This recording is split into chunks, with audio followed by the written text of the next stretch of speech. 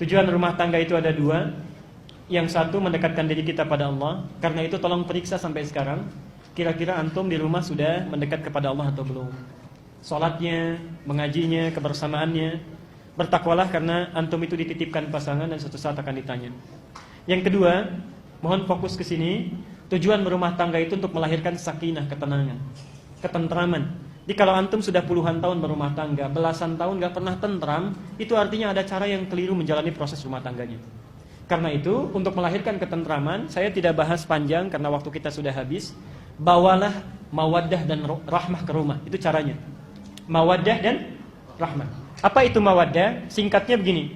Mawaddah itu dari kata maddah, artinya cinta yang diwujudkan dalam bentuk perhatian fisik, materi.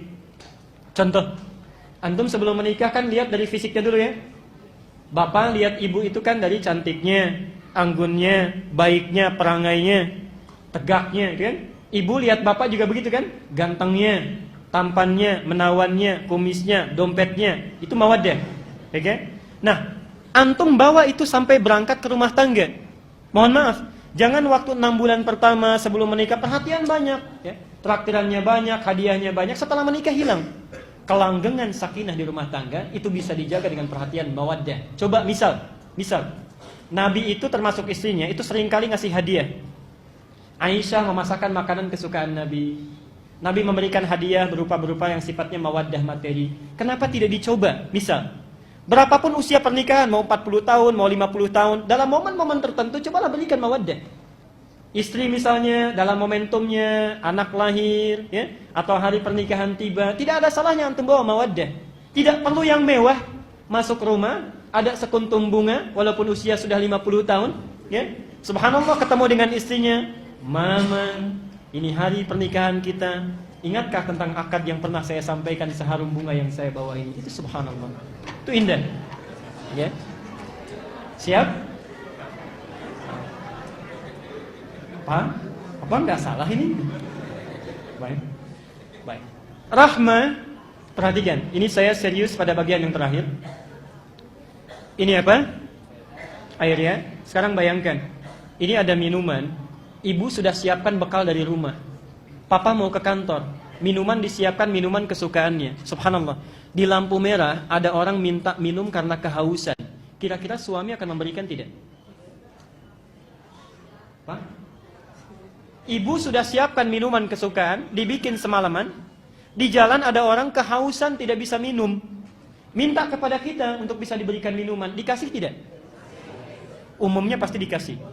Umumnya. Ya. Mohon maaf. Sifat mawaddah itu tidak selamanya kekal. Pasti akan terbagi. Di cinta itu jangan diukur dari sifat materi saja, fisik saja. Kalau sudah hilang yang fisiknya, cintanya bisa luntur. Kalau antum cuma cinta karena cantiknya, hilang kecantikan, itu hilang cintanya. Ibu juga demikian. Cinta pada materinya, sekali waktu diuji oleh Allah, menurun pendapatannya, subhanallah, ya, menurun pendapatannya, itu cinta bisa berkurang. Maka ikatlah dengan rahmah, ini bagian yang terakhir.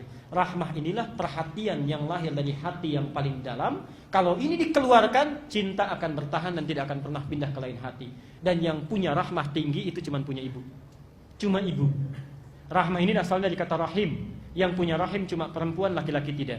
Kenapa disebut dengan rahim? Karena ibu rela memberikan kasih sayang terdalam pada sosok yang ada di dalam rahim itu. Walaupun dia rela menderita, kanan susah, miring kiri sulit, pegel capek, yang penting yang di dalam itu tenang. Karena itu ada para pakar menyatakan, kenapa seorang anak itu lahir menangis? Karena takut tidak mendapatkan kasih sayang seperti yang diperoleh dalam rahimnya.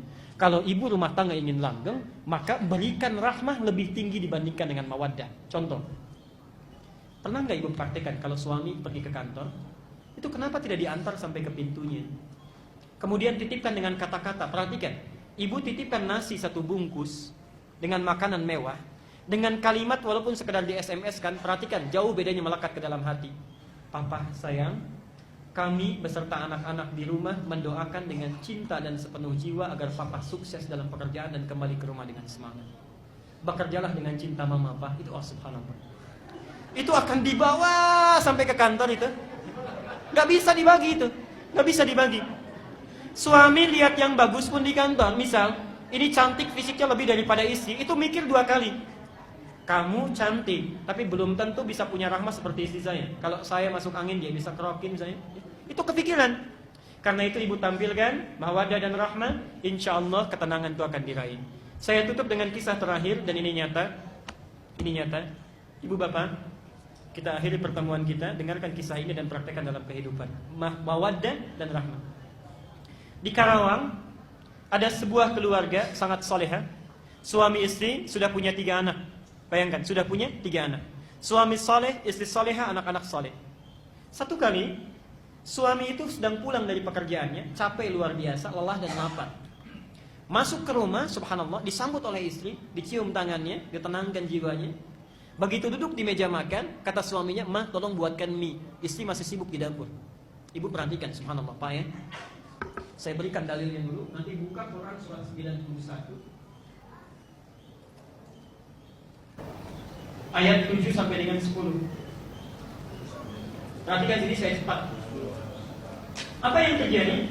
Mas, tolong minta katanya, buatkan mie dulu, karena masakan belum jadi.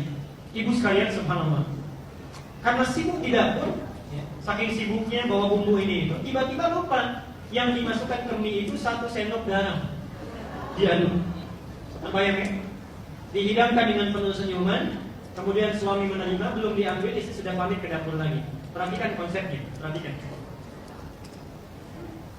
Saya ingin tanya bapak dulu. Kalau bapak jadi sosok suami pada saat itu, dihadapkan pada makanan demikian, beliau kemudian menyendok 1 sendokan, rasanya sudah terbayang, apa yang bapak lakukan? Ingat ya, suasananya capek, lelah, penat, ada masalah, tiba-tiba dapat mie yang kualitasnya asin. Apa yang dilakukan? Perhatikan, ini biasanya rahmah dipunyai istri, tapi suami ini mempraktikkan. Lihat konsep ayatnya. Fa'alhamaha fujuraha wa taqwaha. Di dalam diri kita itu ada sifat baik, takwa, ada sifat jelek, fujur. Rumusnya begini, qad aflaha man zakkaha.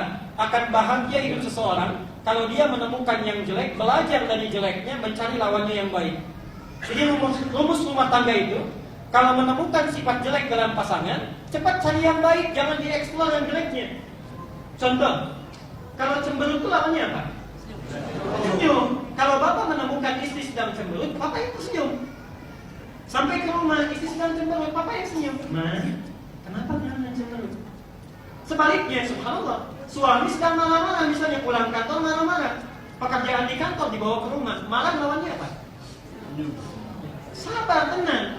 Lawan marah itu sabar. Jadi subhanallah ibu, sebetulnya sifat jelek itu dibuat bukan ingin menjadikan seorang jelek, bukan, tapi melatih supaya yang baik itu muncul dalam diri kita. Cemberut diciptakan bukan ingin menjadikan istri cemberut, Pak, tapi supaya senyum itu bisa lahir dalam diri kita yang paling indah. Nah, marah ibu diciptakan bukan ingin membuat suami menjadi pemarah, bukan, tapi melatih kesabaran ibu itu supaya muncul dan muncul dengan sempurna. Jadi berbahagialah kalau punya suami sedang marah. Artinya sedang dilatih kesabaran kita supaya muncul.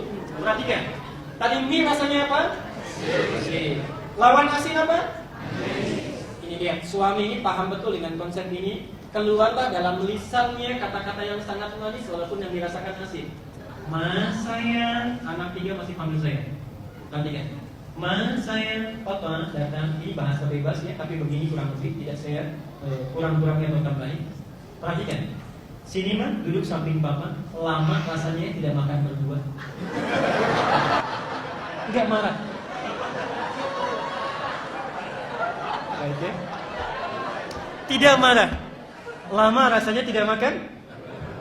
Ibu, saya tanya ibu, sudah punya 3 anak, suami juga luar biasa baiknya, subhanallah. Punya 3 anak sudah dipanggil sayang, duduk di samping, disampaikan lama rasanya tidak makan berdua. Perasaan ibu bagaimana? Itu bukan berbunga-bunga lagi, itu sudah mekar bunganya ya. Perhatikan, itu belum selesai Pak. Kalimat pamungkasnya perhatikan.